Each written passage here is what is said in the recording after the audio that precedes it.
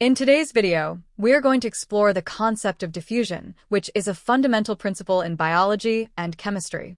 We will understand what diffusion is, how it actually works in both gases and liquids, how it occurs through cell membranes, and finally, what factors influence the rate at which diffusion takes place.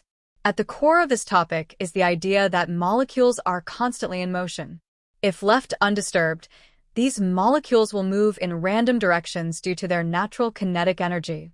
This random motion causes molecules that are clustered together in one area to slowly disperse over time until they are more or less evenly spread out across the available space.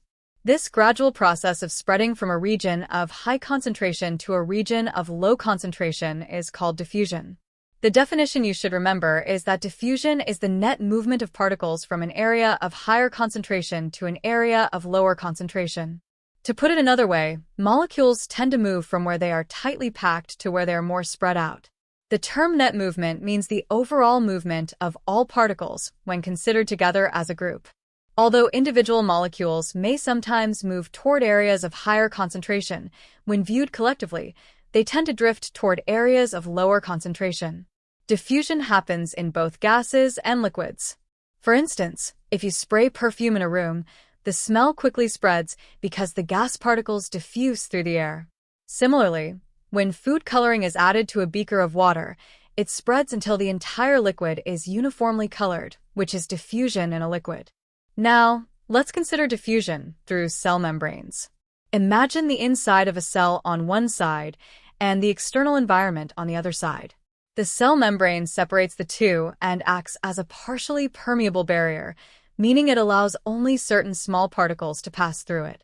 Only tiny molecules that are dissolved in the fluids inside or outside the cell can move across the membrane. These include water, glucose, and amino acids. However, larger molecules such as proteins and starch are too big to pass through and therefore cannot diffuse through the membrane. Another important point to remember is that diffusion is a passive process.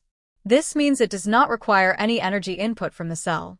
The molecules move solely due to their own kinetic energy without the need for cellular energy. Now that we understand what diffusion is, let's look at the three main factors that affect the rate of diffusion. The first factor is the concentration gradient, which refers to the difference in concentration between two regions. The greater this difference, the steeper the concentration gradient, and the faster diffusion occurs. For example, if there is a large difference in particle concentration between the inside and outside of a cell, the rate of diffusion across the membrane will be faster than if the difference is small. The second factor is temperature. When temperature increases, particles gain more energy and move around more quickly. As a result, the overall rate of diffusion also increases. So, higher temperatures lead to a higher rate of diffusion. The third factor is surface area. The larger the surface area of the membrane or barrier across which diffusion is taking place, the more space there is for particles to pass through. This allows more particles to diffuse at the same time, increasing the overall diffusion rate. Imagine two objects with the same volume, but one has a larger surface area.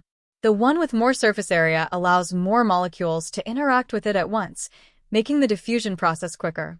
In summary, the rate of diffusion is increased by a larger concentration gradient, higher temperature, and greater surface area. All these factors help molecules move faster and more efficiently from one region to another. That wraps up everything we wanted to explain in this video about diffusion. If you found this explanation useful, we would really appreciate it if you could share it with your friends or teachers, give us a thumbs up, and subscribe to the channel. We hope to see you again in the next video, where we will cover more useful and interesting science topics.